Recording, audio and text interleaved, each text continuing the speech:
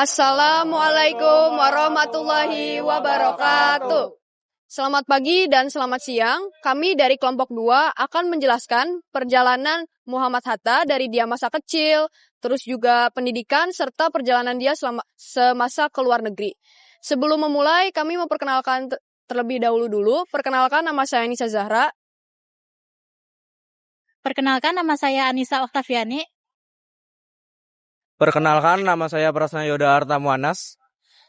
Perkenalkan, nama saya Jimmy Andika Ramadan. Perkenalkan, nama saya Muhammad Laif Ramadan. Perkenalkan, nama saya Satria Arya Pratama. Di sini kami akan menjelaskan melalui video biografi. Selamat menyaksikan. Dadah. Muhammad Hatta, atau yang lebih dikenal sebagai Bung Hatta. Beliau lahir pada tanggal 12 Agustus 1902 di Bukit Tinggi.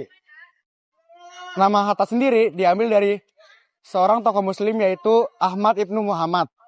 Orang-orang di Bukit Tinggi memanggil Muhammad Hatta dengan nama Atar.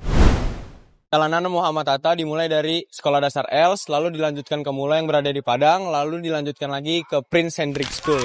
Setelah itu, Muhammad Hatta, ia melanjutkan pendidikan ke Belanda dan kuliah di Handels Hogeschool atau bisa disingkat dengan HHS di Rotterdam dengan jurusan ekonomi. Muhammad Hatta berhasil menyelesaikan pendidikannya pada tahun 1932 dan mendapatkan gelar sarjana ekonomi.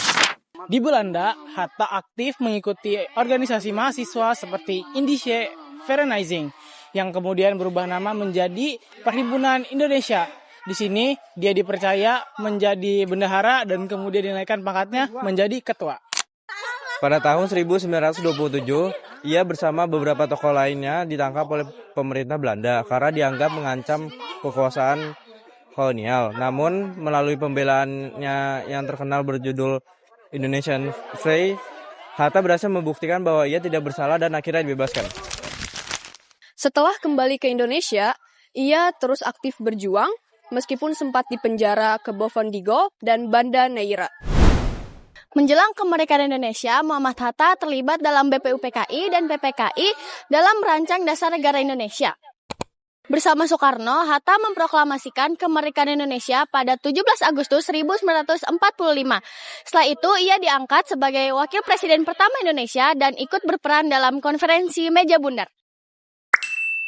Setelah kemerdekaan, Bung Hatta terus berkontribusi dalam pemerintahan dan pembangunan negara.